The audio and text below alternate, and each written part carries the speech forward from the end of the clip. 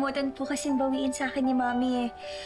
Pero may nakita po ako sa internet.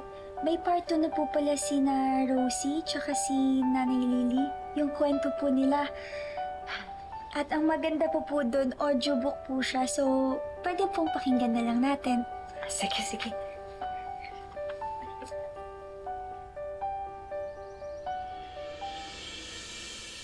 Kung akala ni Nanay Lily at Rosie na mabubuhay na sila ng tahimik, ay nagkakamali sila. Isang mapayapang gabi, naghahanda ng matulog ang mag-ina. May sorpresa ako sa'yo, pero bukas ko na sasabihin. Ano ba yan, Nay? Iisipin ko pa yan magdamag. Sige na, matulog ka na, ha?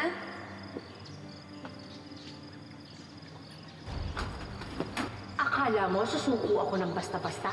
Hindi ako titigil hanggat hindi ko nakukuha si Rosie. Tigilan mo na kami! Akin ka! Anay! Akin ka! Bitawan niyo na! Akin siya! Ako ang anak ko! Nay Emma, para ayoko na pong ipagpatuloy itong audiobook. Baka po mamaya makuha na po talaga ni Iris si Rosie kay Nanay Lily. Anak, hindi yun mangyayari. Andiyan pa si Nanay Lily, oh. Hindi niya hahayaan na mangyari yun. Hindi sila magkakahiwalay ni Rosie.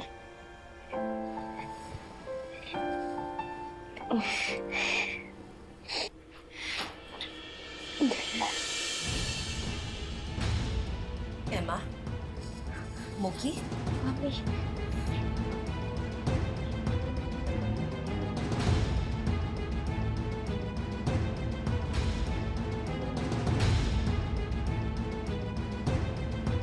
Sinasabi ko na nga ba?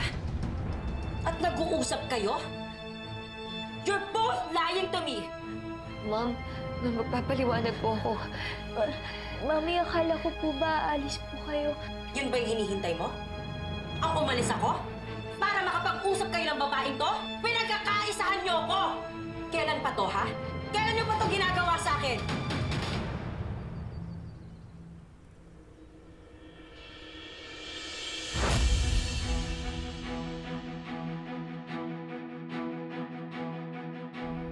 O, Beth, balik nga tayo.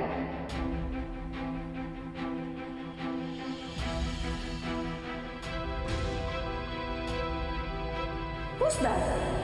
Nung nasa ospital ako, ikaw yung nakita ko dito sa kwarto ni Muki. Tama ba, Emma? Mami, I'm sorry. Damn you both! Ma'am!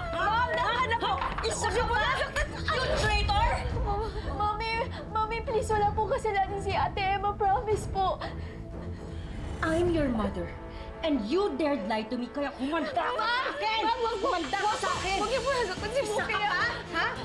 Alam ko na kung anong mga kalakaran ng mga babaeng kagaya mo! Kaya hindi mo na ako mapapaikot pa. Halika dito. Halika dito. Ma'am! Mami!